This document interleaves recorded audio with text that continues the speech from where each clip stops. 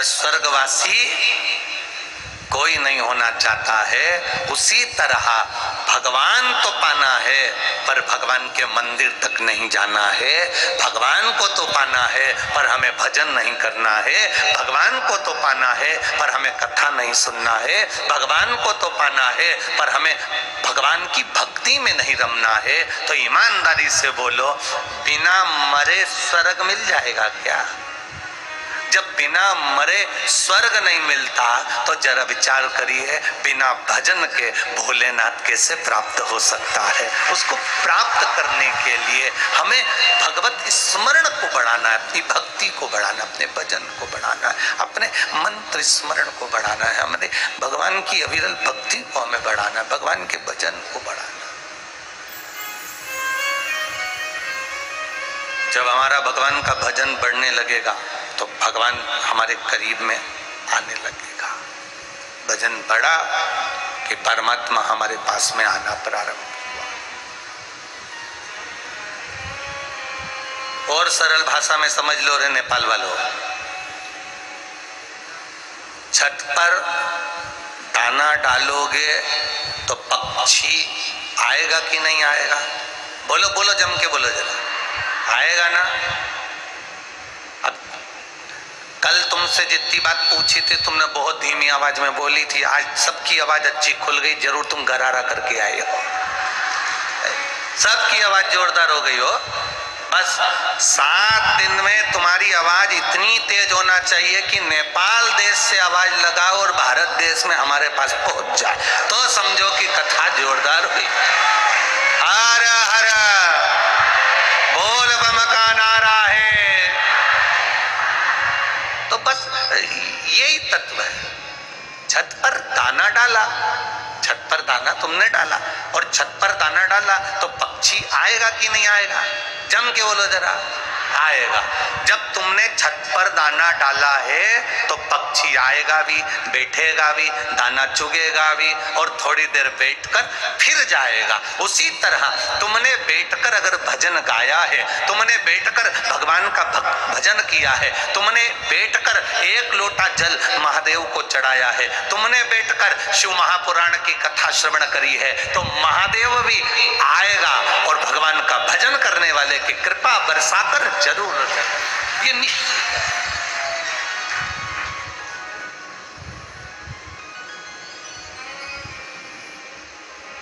वो आता जरूर है, बस तुम्हारे भजन पर निर्भर करता है कि तुम्हारा भजन कैसा, तुम्हारी भक्ति कैसी, तुम्हारा स्मरण कैसा।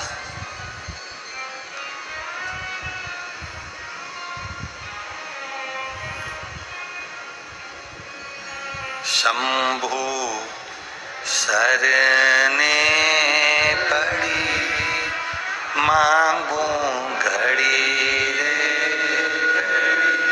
दुख काटो दया करी दर्शन। महाराज आपकी भक्ति कैसी है? दधिबल को मालूम पड़ गया कि मैं अल्पायु हूं, माता पिता के साथ में दधिबल रह रहा है और उसको मालूम है कि अब मेरी उम्र नहीं है इतनी। माता पिता ने मन में विचार कर लिया कि बेटा अल्पायु है, हमारे सामने बेटे के प्राण छूटेंगे, अच्छा नहीं लगेगा, तो बेटे से कह दिया कुछ ऐसा कर जाओ अपनी जिंदगी में कि लोग तुम्हारा नाम ले। ऐसा मृत्यु लोक में अगर जन्म लिया है, पृथ्वी पर अगर आए हो तो काम ऐसा कर कर चले जाना कि लोग आपका स्मरण करें। पूरे जितने भी देवी देवता हैं, सारे देवताओं का नाम उठा लो, किसी भी देवता के आगे महासंबोधन नहीं लगा। भगवान विष्णु के नाम के आगे महा लगा क्या? केवल देवाधिदेव महादेव के आगे एक लगा है महादेव, बाकी के किसी देवता के आगे महासंबोधन नहीं लगा। हम अपने नगर में, अपने वीरगंज में कोई व्यक्ति बहुत अच्छा काम करता है तो अपन क्या कहते हैं? महापुरुष है। महापुरुष मतलब महाशब्द लगाया, महासंबोधन लगाया। महासंबोधन कब लगाया? जब उसने कोई अच्छा काम किया, जब उसने कोई अच्छा कार्य अपने वीरगंज के लिए, जब अच्छा कार्य अपने नेपाल देश के लिए, जब अच्छा कार्य अपने देश के लिए अगर कोई करता है तो हम उसके आगे लिख देते हैं महापुरुष।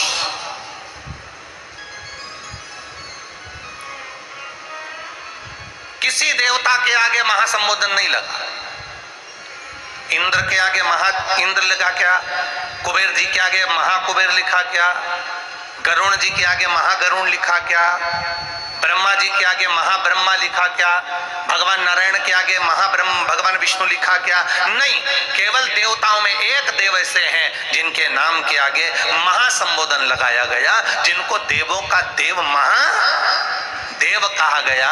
और महादेव का संबोधन कब लगाया गया? क्योंकि वो जलचर हो, थलचर हो, वायुचर हो, पशु हो, पक्षी हो, जीव हो, जानवर हो, जो भी हो, भगवान का महासंबोधन इसलिए लगाया गया क्योंकि मेरे देव अधिदेव महादेव खुद नहीं खाते, दुनिया के लोगों को खिला देते हैं। मेरे महादेव खुद नहीं पीते, दुनिया के लोगों को अमृत पिला देते हैं। अगर आप होते तो सबसे पहले अमृत आप पीते, विष नहीं पीते, पर मेरे महादेव ने विष पिया और अमृत संसार के लोगों को पिला दिया कि तुम पियो। महासंबोधन ऐसे ही नहीं लग जाता।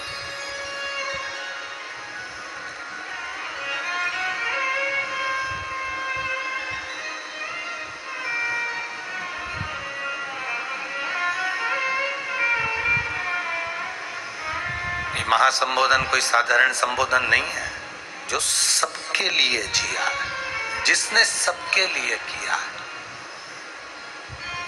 देवता आए उनको भी दिया, असुर आए उनको भी दिया, पशु आए उनको भी दिया, पक्षी आए उनको भी दिया।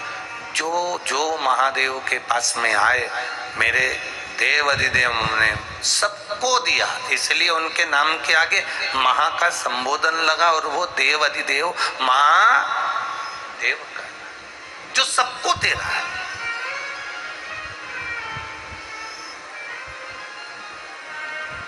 महापुरुष का मतलब क्या है? जो सबके लिए जिया, सबके लिए जिसने कार्य किया, सबके लिए उसने जो लिया, सबके लिए उसने आनंद दिया, सबके प्रति जिसने किया, उसके नाम के आगे महासंबोधन लगा दिया गया, उसके नाम के आगे महासंबोधन दिया गया। अब दधिबल ने अपने माता पिता को प्रणाम किया और दधिबल ने कहा, पिताजी मेरे प्राण जाएंगे, आप दुखी हो गए, आपकी आंखों में अश्रु आएगा, इसलिए अब मेरा मन है कि मैं आपको छोड़कर कहीं चले जाऊं। व्यक्ति जब बहुत दुखी हो जाता है तो वो मरने का सोचता है। शिव महापुराण की कथा कहती है, थोड़ा सा दुख आया और वो मरने का विचार करता है। शिव महापुराण की कथा कहती है, थोड़े से दुख में मरने का विचार न करिए। जब दुख तुम्हारे ऊपर आ जाए तो हमें मरना नहीं है, हमारे दुख को हमें मार देना है। अर्थात हमें भगवान शंकर की शरण में बैठकर श्री शिवाय नमस्तुभ्यम या पंचाक्षर मंत्र नमः शिवाय या षडाक्षर मंत्र ओम नमः शिवाय हमें जपना है। जब हम भगवान के नाम को जपेंगे तो हमारा दुख अपने आप कटना प्रारंभ हो जाएगा, अपने आप समाप्त हो जाएगा। हमें अपने शरीर को समाप्त नहीं करना है।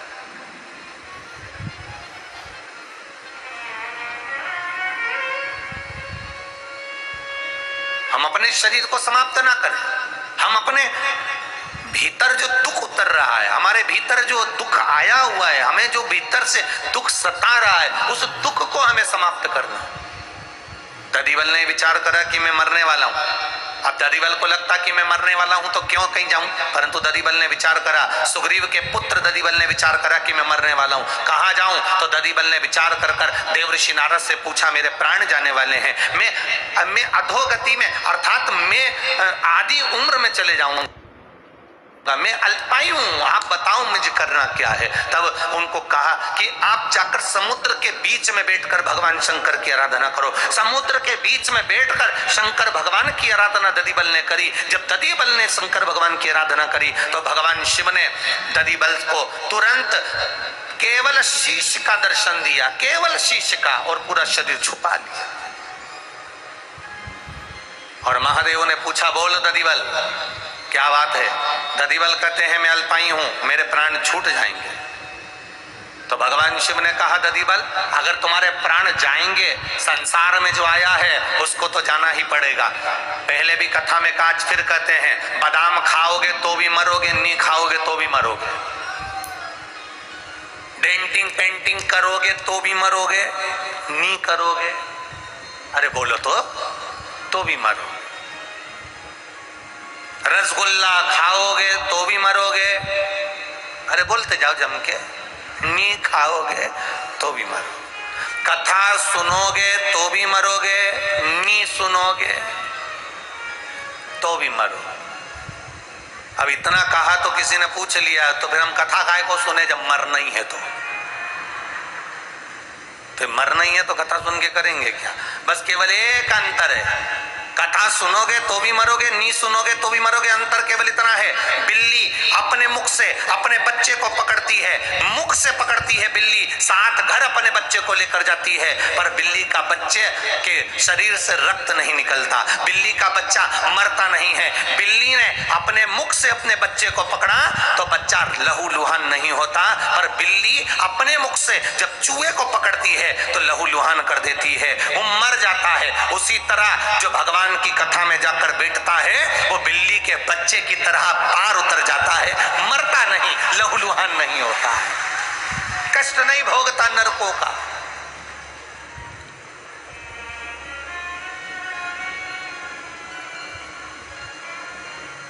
मरना निश्चित है, सात ताले में भी बंद हो जाओगे तो भी जाओगे, नेपाल में रह लो चाहे इंडिया में रह लो, जाना तो मृत्यु तो निश्चित है। फिर करना क्या है? भगवान देवादिदेव महादेव ने दधिबल से कहा, दधिबल प्राण तो जाएंगे निश्चित है, तो कुछ ऐसा कर कर चले जा कि जीवन में तेरा नाम भी गुणगान किया जाए। दधिबल ने कहा, आप बताओ मुझे क्या करना पड़ेगा? बस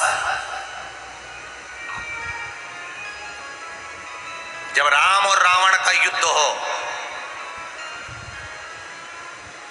देवादिदेव महादेव कह रहे हैं, जब राम और रावण का युद्ध होगा, रावण के सारे बेटे मर जाएंगे, तब रावण का एक बेटा जिसका नाम रहेगा नारंतक, वो बेटा इतना वीर रहेगा, उस बेटे को मारना कोई आसान बात नहीं रहेगी। कुंभकर्ण मर जाएगा, मेघनाथ मर जाएगा, सब मारे जाएंगे, तब रावण अपने बेटे नारंतक को बुलाएगा। उस नारंतक को जो शंकर की आराधना करने वाला होगा, शिव की उपासना करने वाला होगा, जो अपने मृत्यु सामने देखने के बाद भी मृत्यु का भान ना होकर भगवान की भक्ति में रमा रहेगा, वो नारंतक को मार सकता है। इसलिए एक काम कर, तू भगवान शिव की भक्ति में जैसे आज रमा है वैसे और रम जा। प्रभु मुझे केवल आपके मुख का बार बार दर्शन करना है। भगवान ने कहा, तो फिर एक काम कर, नेपाल की पावन धरा पर जहां मेरा मुख आज भी विराजमान है, वो डोलेश्वर पर जाकर तू तप साधना में लीन हो जा।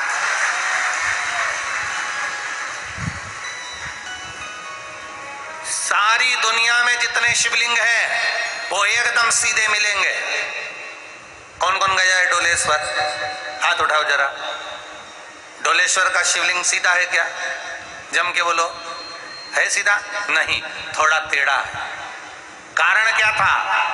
केवल एक कारण, दधिबल भगवान शंकर की भक्ति में इतना डूबा हुआ था, इतना डूबा हुआ था, इतना डूबा हुआ था कि भगवान शंकर को देखकर दधिबल का मन नहीं डोलता था। भगवान शिव की भक्ति में इतना डूबा हुआ था, शिव जी बारंबार आकर कहते थे, दधिबल मांग तुझे क्या चाहिए, दधिबल मांग तुझे क्या चाहिए। दधिबल कहता था, नहीं बाबा नहीं, कुछ नहीं चाहिए। आपने कह दिया ना कि मृत्यु लोक में आए हो तो कोई काम अच्छा करके जाना जिससे जीवन पर्यंत सुख का भान होता रहे। व्यक्ति चले जाता है पर व्यक्ति का नाम रह जाता है।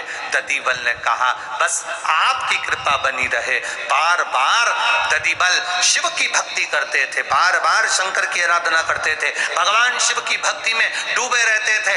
ऐसे डूबे रहते थे दधिबल, ऐसे डूबे रहते थे कि भगवान शंकर के शिवलिंग की आराधना करते करते एक बार दधिबल आराधना प्रार्थना करते करते अपने हाथ का टेका महादेव के शिवलिंग से लगा लिया और महादेव के शिवलिंग से जैसे ही टेका लगाया, तदी बल टेका लगाकर बस बैठे ही थे, देव अधिदेव महादेव वहीं पर थोड़े से तिरछे हो जाते हैं और भगवान शिव आकर वर प्रदान कर कर चले जाते हैं। वो डोलेश्वर महादेव,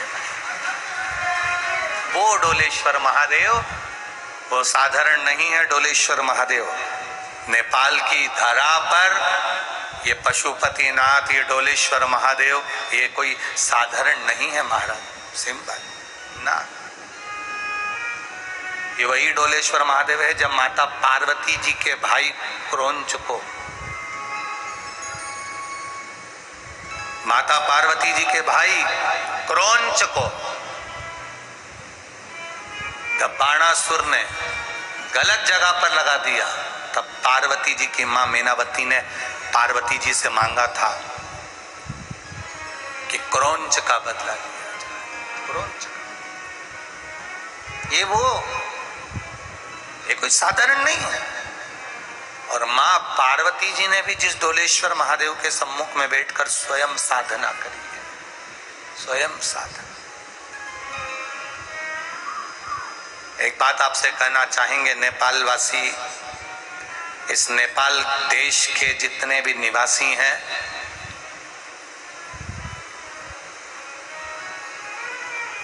आप तो मधेश के वीरगंज से कथा सुन रहे हो, नेपाल देश के मध्य प्रदेश के वीरगंज क्षेत्र से कथा सुन रहे हो, पर आप लोगों से केवल इतना कहना चाहेंगे, जिंदगी में जब कहीं ऐसा महसूस हो कि आप बहुत हार चुके हो और दुख सामने पीछा नहीं छोड़ रहा,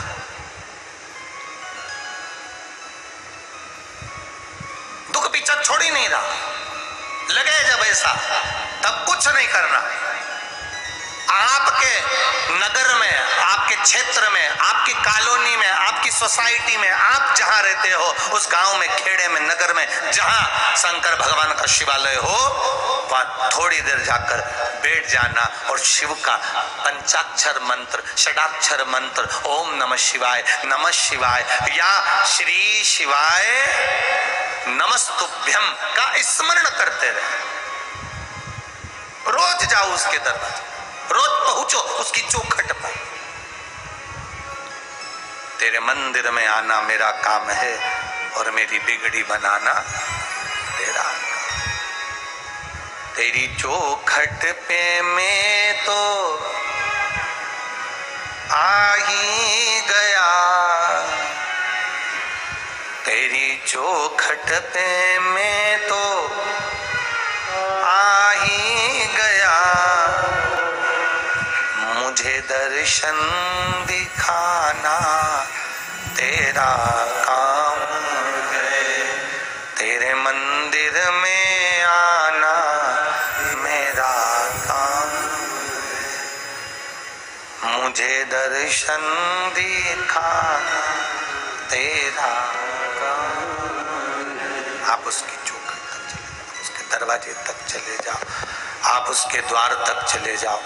जब आप उसकी चौखट तक, उसके द्वार तक, उसके दरवाजे तक जाओगे, वो आपको दर्शन देगा, आपका दुख काटेगा, ये निश्चित है। बस उसकी चौखट तक, उसके द्वार तक, उसके दरवाजे तक आपको जाना पड़ेगा। जब तक आप उसकी चौखट तक, आप उसके दरवाजे तक नहीं जाओगे, वो नहीं। कई लोग कहते हैं हम उसके दरवाजे पर नहीं जाएं तो क्या भगवान नहीं आएगा? हम उनको एक जवाब जरूर देना चाहते हैं।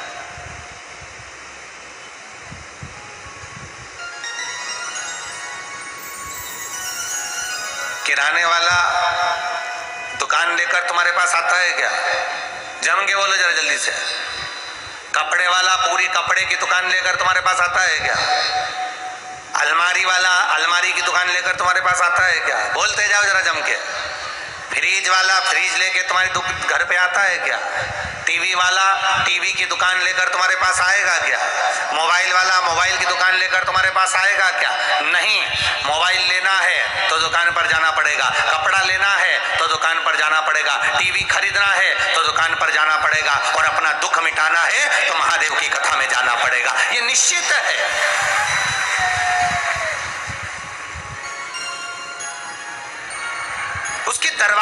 उसकी चौखट तक हमें पहुंचना, उसके द्वार तक हमें जाना, उसकी चौखट तक हमें जाना, उसके दरवाजे तक हमें जाना। और जब तक हम उसके दरवाजे तक नहीं पहुंचेंगे, जब तक हम उसकी चौखट तक नहीं पहुंचेंगे, तब तक जीवन का सुख प्राप्त नहीं हो सकता, जीवन का आनंद प्राप्त नहीं हो सकता।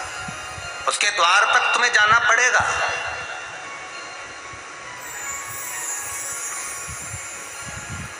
नाई की दुकान पर जाओगे तो बाल कटेगा, और परमात्मा के मंदिर जाओगे तो दुख कटेगा, ये निश्चित है।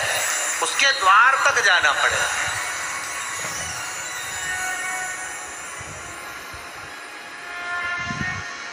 और तुम किसी के यहाँ जाओगे तो कोई तुम्हारे यहाँ, अरे बोलो, जम के आएगा। और तुम किसी के यहाँ जाओगे ही नहीं तो फिर कोई तुम्हारे यहाँ क्यों आएगा भाई? काहे के लिए पहुंचेगा भाई? जब तक तुम जाओगे नहीं तब तक वो आएगा। तुम जाओगे वो आएगा, तुम्हें जाना पड़ेगा तब वो आएगा, नहीं तो तुम बिगड़ जाए कैसे आ सकते?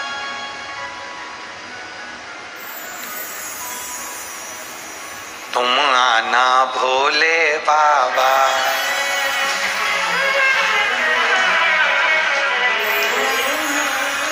तुम आना भोले